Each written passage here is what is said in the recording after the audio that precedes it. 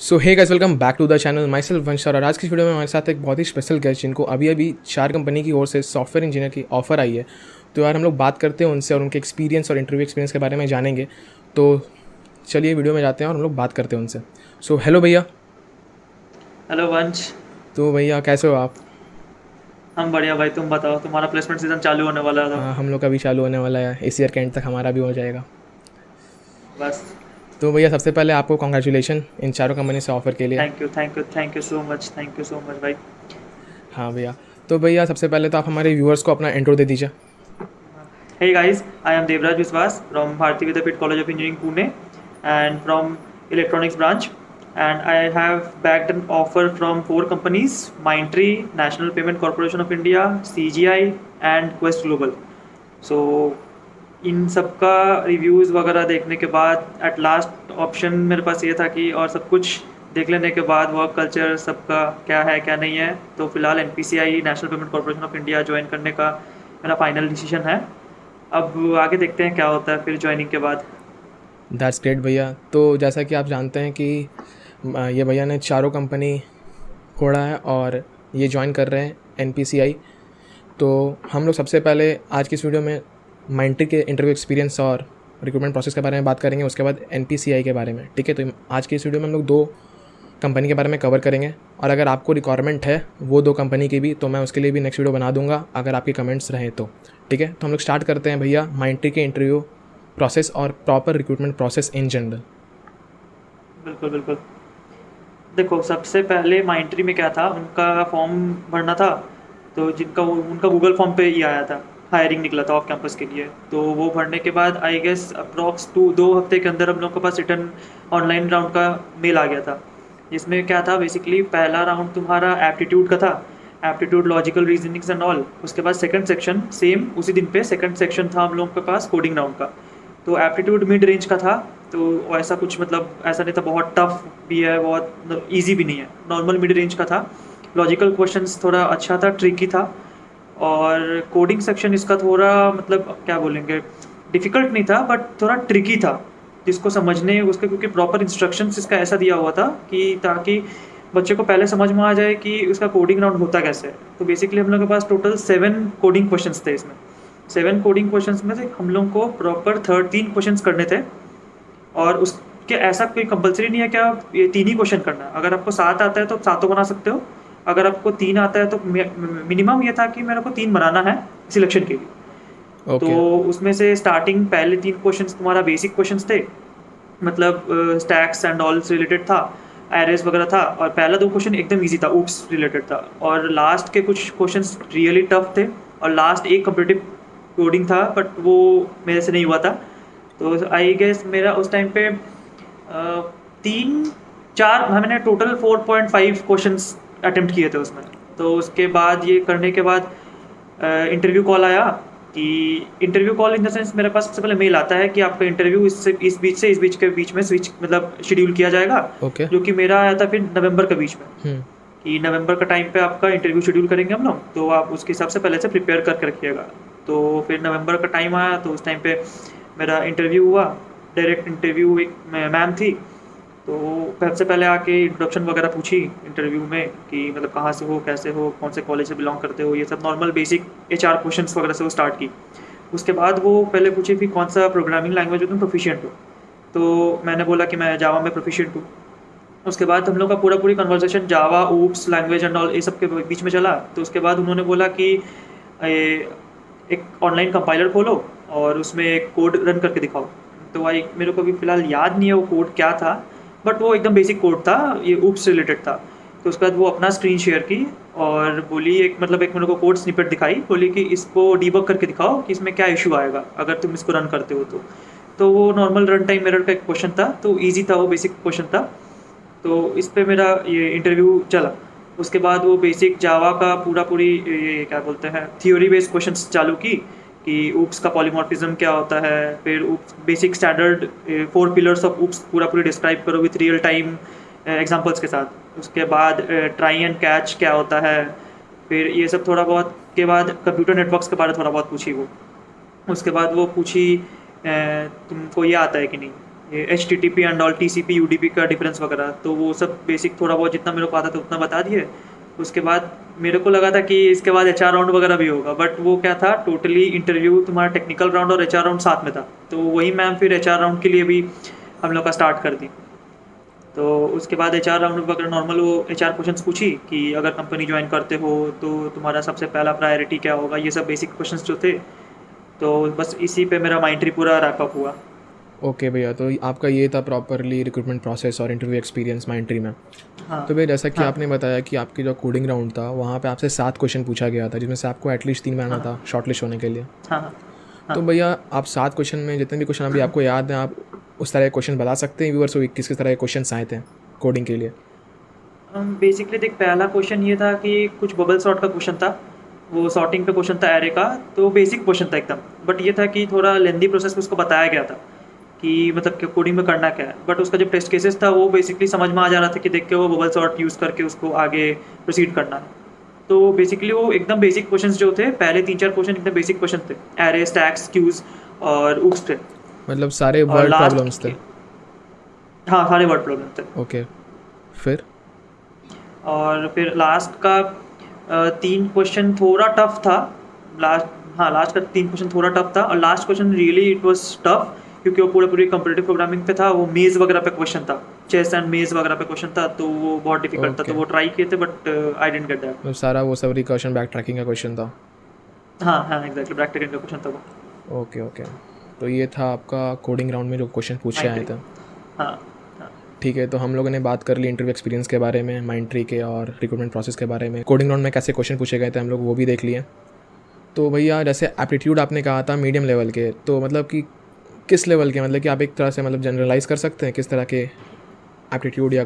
I would say basically जैसे India बिक्स पे questions वगैरह है, तो उस मतलब अगर इंडिया बिक्स में तुम क्वेश्चन सॉल्व कर लेते हो बिना देखे आराम से, तो ऐसा है कि तुम आराम से कर लोगे, कोई इशू नहीं आएगा।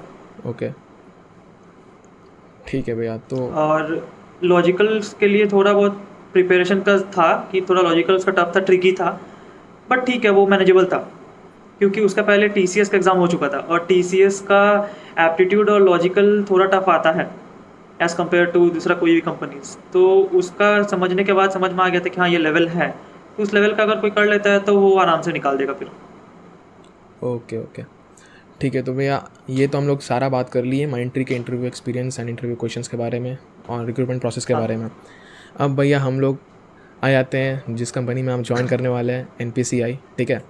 तो उसके रिक्रूटमेंट प्रोसेस के बारे में बात करते हैं भैया। तो आप एक बार डिटेल्ड में हम लोगों को बता दीजिए NPCI के रिक्रूटमेंट प्रोसेस के बारे में। बिल्कुल, हम भी एक्साइटेड है बहुत इसको बताने के लिए, क्योंकि ये बहुत मतलब ऊपर उतार चढ़ाव वाला था, अच्छा बट अच्छा अच्छा था। हाँ, ये अच्छा था, बहुत इंटरव्यू एक्सपीरियंस जिसका अच्छा था। इसमें 2 इंटरव्यू हुआ था मेन। उससे पहले हम स्टार्ट करेंगे NPCI का हायरिंग से। बेसिकली क्या हुआ था, इसका हायरिंग आया था आई गेस अप्रैल के आसपास, ऑफ कैंपस इसका हायरिंग था। तो स्टार्टिंग हम लोग फॉर्म वगैरह भरे, तो हम लोग को वहाँ पे ये था कि सिर्फ 250 कैंडिडेट्स को ये करेंगे, मतलब हायर करने वाले हैं शायद। तो उस टाइम पे फॉर्म भरने के बाद बहुत जन के पास टेस्ट लिंक आया, बहुत जन के पास टेस्ट लिंक नहीं आया। तो उसको फिर देखने के बाद लगा कि यार पता नहीं हम लोग के पास टेस्ट लिंक आएगा, पहुंचेगा कि नहीं, कि उसके पहले रिक्रूटमेंट खत्म हो जाएगा। क्योंकि हम लोग का, मेरे को जहाँ तक याद है, हम लोग का टाइम था कि हम लोग फॉर्म भर दिए थे और उसके बाद उसका लास्ट डेट के पहले ही फॉर्म का एक्सेस बंद कर दिया गया था, क्योंकि बहुत ह्यूज अमाउंट ऑफ मतलब फॉर्म भरा जा चुका था पहले ही।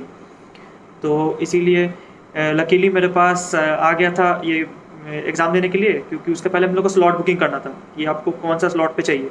और कोक्यूब्स करके एक प्लेटफॉर्म है, वहाँ पे इसका पहला ऑनलाइन टेस्ट हुआ था।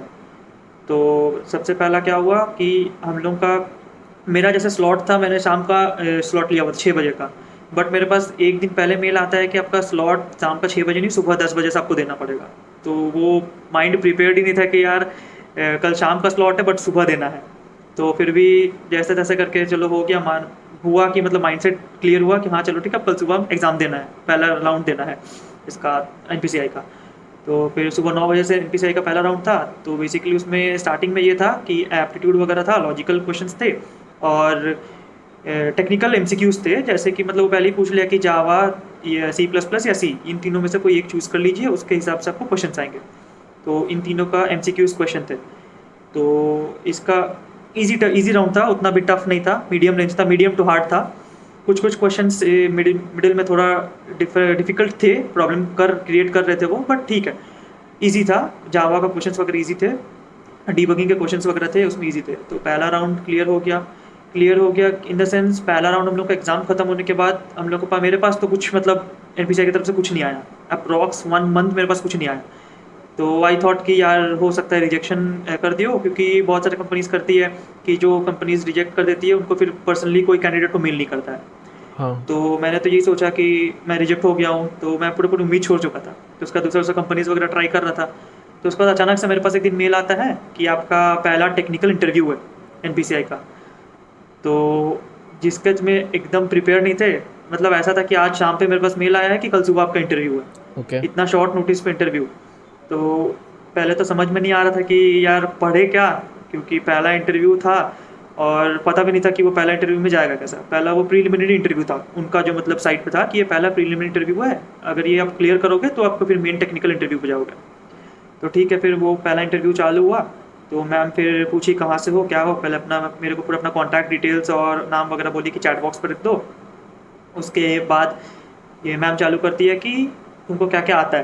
तो बेसिकली मेरा रेज्यूमे देखी, वो रेज्यूमे देख के बोली है कि ठीक है तुमको ये सब चीज़ आता है, जावा वगैरह पे मैं क्वेश्चंस पूछूंगी तो तुम कितना प्रोफिशिएंट हो जावा में। अपने आप को खुद को अगर तुमको ये रेंज पे अगर तुम 1 to 10 अगर स्केल पे तुमको बोला जाए ये रेट करने के लिए तो कितना रेट करोगे। तो उस बेसिस पे मेरा क्वेश्चंस वगैरह हुआ।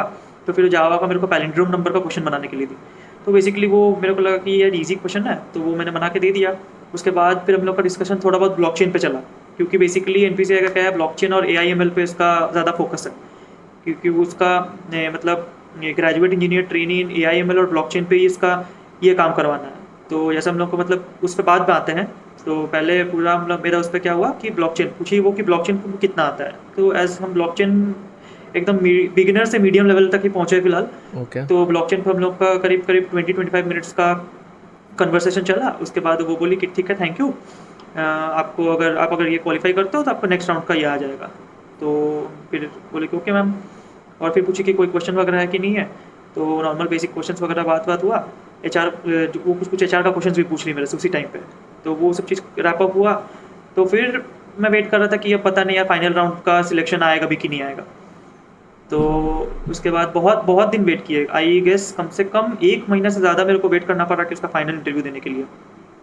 तो उसका भी सेम आया फाइनल इंटरव्यू का।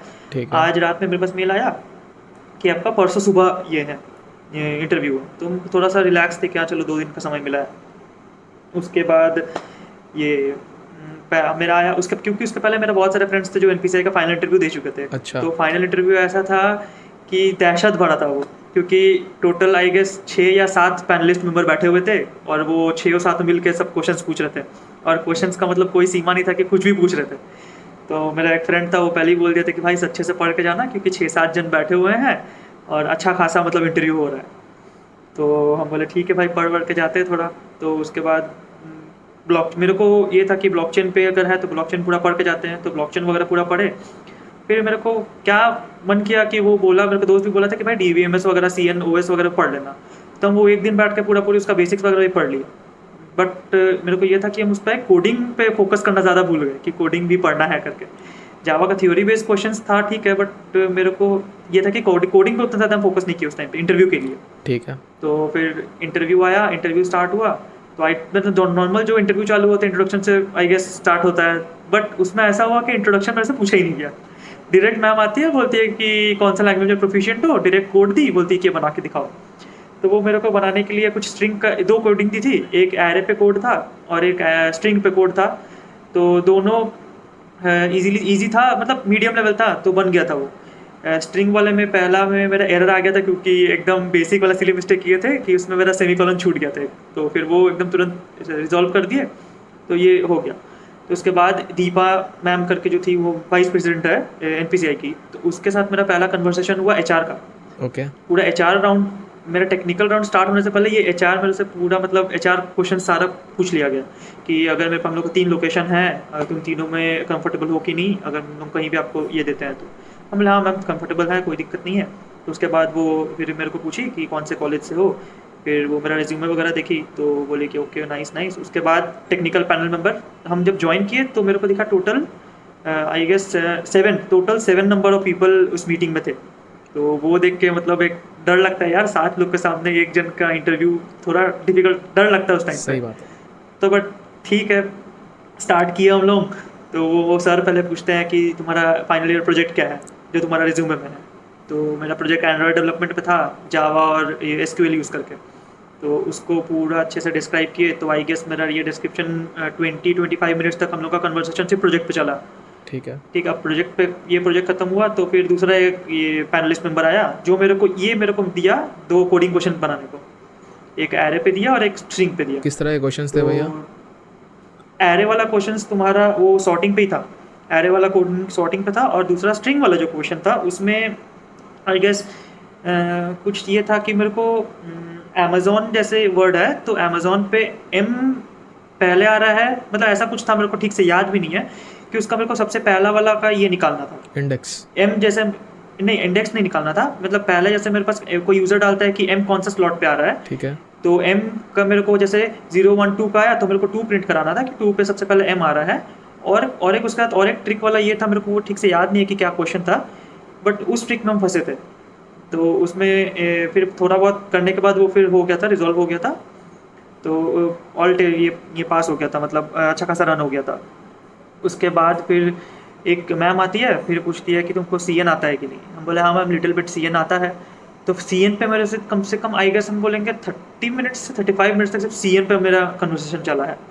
कंप्यूटर नेटवर्किंग पे वो सब चीज़ पूछ ली कि TCP IP क्या होता है, कहाँ से चालू होता है, HTTP क्या होता है, HTTP का पोर्ट क्या होता है, कौन सा पोर्ट नंबर पे है, और भी अलग अलग पोर्ट्स का कुछ कुछ पूछी थी वो। फिर CN आई गेस CN का बहुत क्वेश्चंस पूछी है, बहुत हद तक क्वेश्चंस पूछी थी। तो उसमें से मेरा कुछ कुछ हम आई गेस अप्रॉक्स हम सारा बता ही दिए थे उसको। और जो मेरे को नहीं आया बताने को उसको बोले कि नो प्रॉब्लम, कोई दिक्कत नहीं है, अगर आता है तो ठीक, ना आता तो भी कोई दिक्कत नहीं है। हम बोले ठीक है मैम। तो फिर ये खत्म हुआ। फिर आई दूसरी एक मैम आई, वो बोलती है कि तुमको OS आता है कि नहीं, ऑपरेटिंग सिस्टम। बोला मैम उतना प्रोफिशिएंट भी नहीं है, बट आई विल ट्राई, कि मेरे को आता है, थोड़ा बहुत हम पढ़े हैं। तो ऑपरेटिंग सिस्टम में वो फिर स्टार्ट की डेडलॉक वगैरह पूछना। ओके। डेडलॉक वगैरह पूछ ली, पेजिंग पूछ ली, थ्रैशिंग पूछ ली क्या होता है, ये सब चीज़ पूछी। फिर वो पूछी डिफ्रैगमेंटेशन क्या होता है। तो डिफ्रैगमेंटेशन पता नहीं, वो कुछ तो ऐसा था टर्म कि डिफ्रैगमेंटेशन कुछ था, पहली बार सुने ही थे वो, ऐसा था। Okay. तो उतना अच्छे से वो आता नहीं था। तो हम उसको फिर भी हम ट्राई किए। तो वो मेरे को बोली कि देखो ऐसा नहीं है कि तुमको सब चीज़ आना ही ज़रूरी है, अगर ऐसा कुछ चीज़ है तुमको नहीं आता है तो डायरेक्टली तुम बोल सकते हो कि तुमको नहीं आता है। तो हम बोले हाँ मैम, उतना भी मतलब कॉन्फिडेंट नहीं है कि इसमें ये आंसर सही है कि नहीं। तो वो बोली कि नहीं, यू आर रॉन्ग, ये आंसर इस चीज़ का आंसर नहीं है। हम बोले ओके मैम। तो फिर वो बोली कि नो प्रॉब्लम। फिर वो दूसरा क्वेश्चन पेजिंग वगैरह को उसके बाद पूछी, पेजिंग क्या होता है। OS पे आई गेस 15-20 मिनट्स का OS पे चला। उसके बाद लास्ट सर आते हैं, उसके साथ मेरा कन्वर्सेशन चलता है ब्लॉकचेन पे। तो वो पूछते हैं मेरे से, उस टाइम पे हम ब्लॉकचेन का एक कोर्स कर रहे थे। तो उस टाइम पे वो पूछा, मतलब वो सर पूछे कि ब्लॉकचेन का ये मतलब क्या कोर्स है और तुम कंप्लीट कर चुके हो कि नहीं। तो हम बोले कि सर अभी तक मतलब ऑनगोइंग प्रोसेस पे है, वो हम कंप्लीट नहीं किए हैं। तो फिर उसके बाद ब्लॉकचेन पे वो लेजर वगैरह पे क्वेश्चंस वगैरह हुआ कि ब्लॉकचेन पे कैसे काम करता है, ब्लॉक्स क्या होता है, कैसे इसका सिक्योरिटी कैसे होता है, नोड्स क्या होता है, और बस ये बेसिक वगैरह ब्लॉकचेन का इसी पे पूरी चला। उसके बाद वो बताओ ठीक है, फिर जैसा होगा तुमको बता दिया जाएगा। तो आई गेस उस दिन जो सुबह को मेरा ख़त्म हुआ था, उस टाइम मेरा सेमेस्टर एग्जाम चल रहा था। तो दूसरा दिन मेरा सेमेस्टर पेपर था। तो वो इंटरव्यू खत्म करने के बाद सेमेस्टर के लिए पढ़ना गए।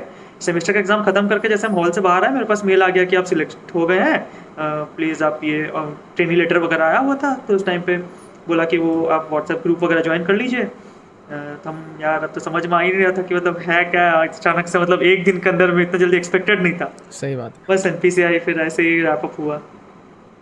मतलब कि आपका जो सबसे ज़्यादा लॉन्गेस्ट इंटरव्यू एक्सपीरियंस था आपका NPCI में ही होगा। बोल सकते नहीं, एमडॉक्स का भी था। एमडॉक्स को 1 आवर 45 मिनट्स का वो चला था, बट थोड़ा इश्यूज आ गया था उसमें, तो वही उसमें सिलेक्शन नहीं हुआ था। बट वो उसमें बहुत कुछ सीखने मिला था। एमडॉक्स के जो मतलब सर थे वो टेस्टिंग टीम के हेड थे। तो उनके साथ 1 आवर 45 मिनट का conversation, it was really good. वो बहुत कुछ मतलब ऐसा होता है ना कि एज अ प्रेशर बहुत कुछ अच्छा चीज़ पे वो मेरे को बताए कि तुम ये चीज़ अगर करोगे तो तुम्हारे लिए बेटर है, ये है, मतलब उसके लिए मेरा बहुत बूस्टअप किया उस टाइम पे मेरे को। कि क्योंकि उस टाइम मतलब ऐसा मेरा फेज़ आ गया था उस टाइम पे लाइफ में कि कोई कंपनी में प्लेसमेंट नहीं हो रहा था। तो उस टाइम पे वो सर एकदम से मतलब मोटिवेशनल टाइप का वो देने लग गए थे इंटरव्यू टाइम पे। ये चलो सही है, बहुत कुछ मतलब सीखने को बताया। तो उसमें लिनक्स वगैरह पे बहुत अच्छा खासा हम लोग का कन्वर्सेशन चल रहा था। तो आई गेस 1 आवर मिनट्स कैमडॉक्स के बाद NPCI ही है मेरा, इसका भी 1 आवर 40 मतलब था, ऐसे ही कुछ था उसका भी। अच्छा खासा इंटरव्यू टाइमिंग था इसका भी। चलिए भैया, ये तो बात कर ली हम लोग NPCI के रिक्रूटमेंट प्रोसेस और क्वेश्चंस वगैरह जैसे जैसे आए थे आपके इंटरव्यूज़ में। तो भैया फर्स्ट ऑफ ऑल एक बार आपको वापस से कॉन्ग्रेचुलेशन। थैंक यू यार, थैंक यू सो मच। तो भैया जैसे कि एक बार आप अपने व्यूअर्स को बता दीजिए कि आपका प्रिपरेशन स्ट्रैटेजी क्या था, मतलब कि हर एक इंटरव्यू के लिए बेसिकली आप इन जनरल कैसे प्रिपेयर किए थे प्लेसमेंट्स के लिए। देखो सबसे पहले बेसिकली क्या है ना, हम लोग को सबसे ज़्यादा फ़ायदा मेरा लॉकडाउन का। तो लॉकडाउन हम लोग का बेसिकली ये था कि 21 बैच का हम लोग प्लेसमेंट देख चुके थे कि क्या इशू क्रिएट किया है कोविड। तो उसके लिए हम लोग को प्रिपेयर होना था कि 22 में अगर मार्केट बाउंस बैक नहीं किया तो हम लोग को भी प्रॉब्लम आ सकता है। तो उसके हिसाब से अगर स्किल सेट बढ़ाना है तो वही लॉकडाउन ही एक पीरियड था, प्राइम टाइम था, जब हम लोग अपना स्किल्स को प्रॉपर एनहांस कर सकते हैं, प्रॉपर ब्रशअप कर सकते हैं। तो बस वहीं पे फिर चालू हुआ। और जावा वगैरह हम आई गेस स्टैंडर्ड 6-7 से हम पढ़ रहे हैं, तो जावा से हम इंटरेस्टेड बहुत पहले से ही थे। तो जावा पढ़ना चालू किए, कोडिंग निंजा से फिर कोर्स वगैरह भी लिए हुए थे DSA वगैरह पढ़ने के लिए। ओके। तो वो बहुत हेल्प किया था। प्रॉपर बेसिकली क्या है, सिंगल एक कोई लैंग्वेज पकड़ो, उस पर DSA करो, अगर DBMS का थ्योरी क्वेश्चंस पढ़ लो, SQL वगैरह पढ़ लो। बेसिकली ज़्यादातर टेक इंटरव्यूज़ यही सब चीज़ पूछते हैं। तो ये था पूरी लॉकडाउन बैठ के फिर कोडिंग ही पढ़े। थोड़ा बहुत कंप्यूटर जैसे EC के स्टूडेंट्स के हिसाब से थोड़ा बहुत मतलब CS का इंटरव्यू क्वेश्चन भी पढ़ना पड़ता है, जैसे कि OS CN ये सब ज़्यादातर CSE का क्वेश्चन है। तो ये सब भी थोड़ा ब्रशअप्स करना ही था, क्योंकि ये सब भी पूछा ही जाता है। तो ये सब बैठ के बेसिकली पढ़ना था। तो ये सब पढ़ने के बाद एप्टीट्यूड वगैरह था। एप्टीट्यूड के लिए इंडिया बिक्स वगैरह है, और इंटरव्यू क्वेश्चंस के लिए इंटरव्यू बिट, जावा ट्यूटोरियल्स कौन से थ्योरी वगैरह, और SQL के लिए W3 स्कूल्स वगैरह, ये सबसे पढ़े। और सबसे ज़्यादा फ़ायदा ये करता है कि खुद का नोट्स बना लो, कहीं से भी पढ़ो यार, खुद का नोट्स बना लो, वो बहुत फ़ायदा करता है। क्योंकि कोई भी इंटरव्यू के पहले बेसिकली क्या होता है ना, सारा टेक इंटरव्यूज़ के पहले हम लोग को पढ़ना एक ही चीज़ होता है। तो वो बहुत हेल्प करता है कि तुम फिर से 10-15 ये वेबसाइट्स खोलने से अच्छा है यार, एक कॉपी मेंटेन कर लो, वही से पढ़ना चालू करो। जावा पूरा बिगिनिंग से लेकर पूरा एंड तक थ्योरी तुम्हारा उसी में ही है। तो वो पूरा हेल्प किया था, क्योंकि हम एक अपना खुद का कॉपी, मेरे को आदत है कि मेंटेन करने का, तो खुद का कॉपी में हम पूरी एक नोट्स बना लिए थे। तो वो फिर इंटरव्यू में बहुत हेल्प कर रहा था। कोई भी इंटरव्यू देने जाओ, कॉपी खोल के पढ़ के चल जाओ, ठीक है, हो जाता था। बस यही तक था। तो भैया जाते जाते हमारे व्यूअर्स को आपकी तरफ से गाइडेंस या कुछ भी टिप्स जो भी अपेयर करने वाले हैं आगे प्लेसमेंट्स में। गाइडेंस या टिप्स हम यही बोलेंगे कि यार देख, जो है खुद करना है, मेहनत करनी है, और पढ़ना खुद ही है। तो बेसिकली अगर IT सेक्टर आना है तो एक सिर्फ कोडिंग लैंग्वेज पकड़ो, उसको इतने अच्छे तरीके से पकड़ो कि आगे वाला को तुमसे ज़्यादा ना आता हो। बेसिक फिर भी मतलब इंटरव्यू में हम लोग ऐसा होता है कि वो जो इंटरव्यू तुम्हारा ले रहा है वो इंटरव्यू मतलब प्रोफेशनल भाई, वो काम कर चुका है कंपनी में, बहुत साल से काम कर रहा है। बट उसके सामने बैठ के तुमको मतलब इतना कॉन्फिडेंट रहना है कि हम जो बोल रहे हैं, हम जो कर रहे हैं वो सही है। कभी कभी क्या होता है, हम लोग अगर गलत आंसर भी कर रहे हैं तो हम लोग का कॉन्फिडेंस देख के आगे वाला मतलब थोड़ा अच्छा लगता है उसको कि हाँ बंदा कॉन्फिडेंट है आगे से। तो उस पर वो क्या होता है, एक अच्छा इंप्रेशन पड़ता है। तो यही बोलेंगे कि यार बिना डरे कोई इंटरव्यू दो। मेरा भी पहला इंटरव्यू था कॉग्निजेंट जेंसी नेक्स्ट का। तो उस पर ये था कि सबसे पहला ये सोच लिया था यार 7 लाख का पैकेज है, तो वो डर के मारे थोड़ा हो गया था। तो फिर उस टाइम पे लगा था कि हाँ यार पहला इंटरव्यू है, थोड़ा प्रॉब्लम क्रिएट किए थे हम, उतना अच्छे से प्रिपरेशन भी नहीं था। तो उसमें समझ में आ गया। और बेसिकली क्या है, और एक चीज़ का आदत डालना है, रिजेक्शन का आदत डालना पड़ेगा। क्योंकि जितना ज़्यादा रिजेक्शन होगा उतना ज़्यादा तुमको समझ में आएगा कि हाँ हम कहाँ पे मिलाप कर रहे हैं, क्या होता है। और एक ये चीज़ है कि जितना ज़्यादा रिजेक्शन होगा, तुमको हर एक रिजेक्शन से पता चलने लगेगा कि तुमको कहाँ काम करना है खुद पे। और हर एक इंटरव्यू एक्सपीरियंस तुमको कुछ ना कुछ सिखाते हुए आएगा। ये सबसे बेसिकली मेन चीज़ है। क्योंकि आई गेस हम 8 से 12 कंपनीज़ में रिजेक्शन हुआ, उसके बाद एक कंपनी में मेरा ऑफर आया था, मेरे को सिलेक्शन मिला आया था। तो वो 8 से 12 कंपनी का रिजेक्शन झेलने का जो मतलब वो फेज़ होता है ना, वो बहुत इंपॉर्टेंट होता है। क्योंकि उस टाइम पे क्या होता है ना, एकदम से डिमोरलाइज होता जाता है माइंड कि अब नहीं यार पढ़ना ही नहीं है, होगा नहीं प्लेसमेंट, छोड़ दो। तो वो चीज़ आ जाता है तो फिर प्रॉब्लम करता है। उसमें भी हम मतलब डिप्रेशन वाला काइंड वो फेज़ चालू हो जाता है कि पढ़ने का मन नहीं कर रहा है यार, पढ़ के क्या होगा, कुछ हो नहीं रहा है। बट वो चीज़ नहीं करना है, मतलब अपना प्रोसेस जारी रखना है, करते रहना है, एक ना एक दिन होना ही है। ओके, तो जैसा कि भैया ने कहा कि कंसिस्टेंट रहो, रिजेक्शन वगैरह आती जाएंगी, आपको अपने काम में कंसिस्टेंट रहना है। तो इसी अच्छे नोट के साथ हम लोग एंड करते हैं अपने वीडियो को। तो अगर आपको ये वीडियो पसंद आया होगा तो प्लीज़ लाइक, शेयर और सब्सक्राइब कर देना चैनल को। और किसी भी तरह का डाउट है, मैं भैया के लिंक्डइन के लिंक भी नीचे डिस्क्रिप्शन में डाल दूँगा, और आप कमेंट सेक्शन में भी जाके मुझसे पूछ सकते हैं। तो तब तक के लिए यार, टेक केयर, सी या and have a good day.